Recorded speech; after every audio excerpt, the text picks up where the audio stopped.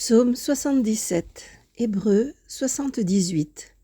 Qu'il n'oublie pas. Écoute ma loi, ô mon peuple, tends l'oreille aux paroles de ma bouche. J'ouvrirai la bouche pour une parabole, je publierai ce qui fut caché dès l'origine. Nous avons entendu et nous savons ce que nos pères nous ont raconté.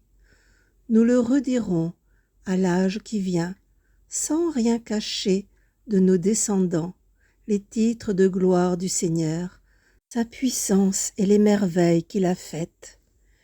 Il fixa une règle en Jacob, il établit en Israël une loi qui ordonnait à nos pères d'enseigner ces choses à leurs fils, pour que l'âge suivant les connaisse et leur descendance à venir, qu'ils se lèvent et les racontent à leurs fils, pour qu'ils placent en Dieu leur espoir et n'oublient pas les exploits du Seigneur, mais observent ses commandements, qu'ils ne soient pas, comme leurs pères, une génération indocile et rebelle, génération de cœur inconstant et d'esprit infidèle à Dieu. Les fils d'Éphraïm, archers d'élite, se sont enfuis le jour du combat. Ils n'ont pas gardé l'alliance de Dieu. Ils refusaient de vivre sa loi. Ils avaient oublié ses exploits, les merveilles dont ils furent les témoins. Devant leur père, il accomplit un miracle, en Égypte, au pays de Tanis. Il fend la mer, il les fait passer, dressant les eaux comme une digue. Le jour, il les conduit par la nuée, et la nuit, par la lumière d'un feu. Il fend le rocher du désert, les désaltère aux eaux profondes. De la roche, il tire des ruisseaux, qu'il fait dévaler comme un fleuve. Mais ils péchaient encore contre lui. Dans les lieux arides, ils bravaient le Très-Haut. Ils tentaient le Seigneur dans leur cœur. Ils réclamèrent de manger à leur faim. Ils s'en prennent à Dieu et demandent « Dieu peut-il apprêter une table au désert ?» Sans doute, il a frappé le rocher, l'eau a jailli, elle coule à flots. Mais pourra-t-il nous donner du pain et procurer de la viande à son peuple ? Alors le Seigneur entendit et s'emporta. Il s'enflamma de fureur contre Jacob, sa colère monta contre Israël, car il n'avait pas foi en Dieu, il ne croyait pas qu'il les sauverait. Il commande aux nuées là-haut, il ouvre les écluses du ciel. Pour les nourrir, il fait pleuvoir la manne, il leur donne le froment du ciel. Chacun se nourrit du pain des forts, il les pourvoit de vivres à satiété. Dans le ciel, il pousse le vent d'est et lance le grand vent du midi. Sur eux, il fait pleuvoir une nuée d'oiseaux, autant de viande que de sable au bord des mers. Elle s'abat au milieu de leur camp, tout autour de leur demeure. Ils mangent, ils sont rassasiés. Dieu contentait leur envie, mais leur envie n'était pas satisfaite. Ils avaient encore la bouche pleine quand s'éleva la colère de Dieu. Il frappe le plus vaillant d'entre eux et terrasse la jeunesse d'Israël. Et pourtant, ils péchaient encore, ils n'avaient pas foi en ses merveilles. D'un souffle, il achève leurs jours et leurs années en un moment. Quand Dieu les frappait, ils le cherchaient. Ils revenaient et se tournaient vers lui. Ils se souvenaient que Dieu est leur rocher et le Dieu Très-Haut leur Rédempteur. Mais de leur bouche, ils le trompaient, de leur langue, ils lui mentaient.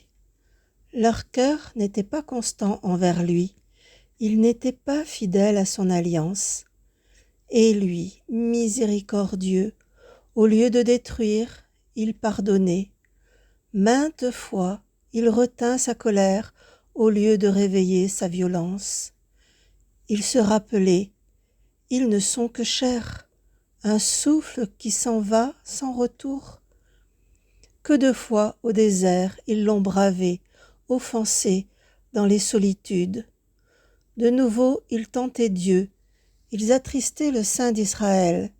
Ils avaient oublié ce jour où sa main les sauva de l'adversaire.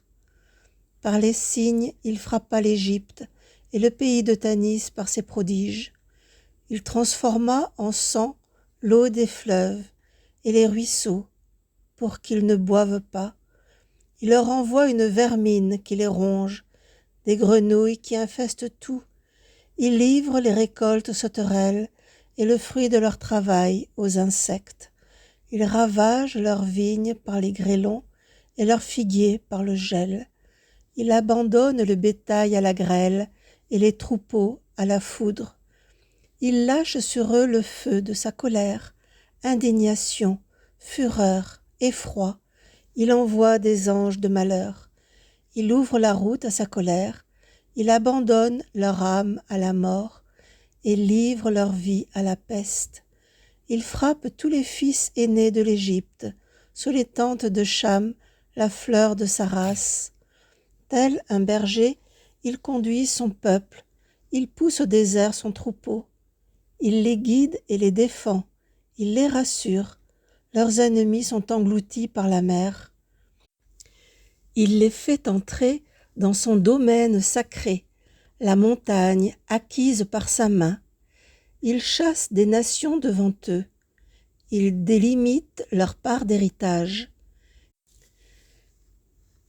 Et il installe sous leur tente les tribus d'Israël.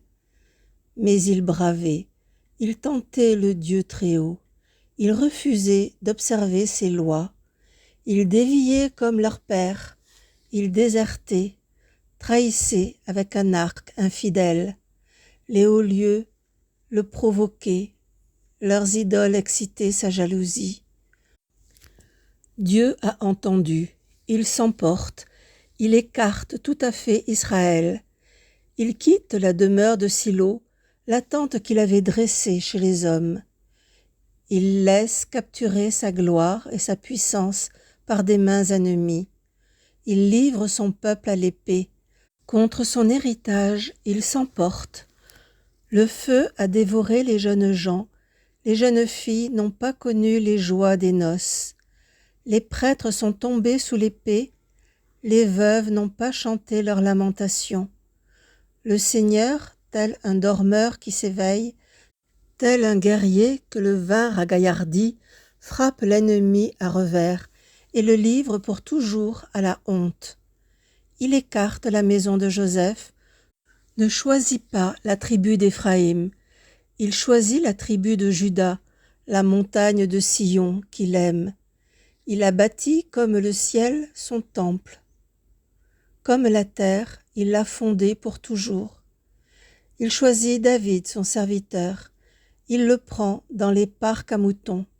Il l'appelle à quitter ses brebis pour en faire le berger de Jacob, son peuple, d'Israël, son héritage. Berger au cœur intègre, sa main prudente les conduit.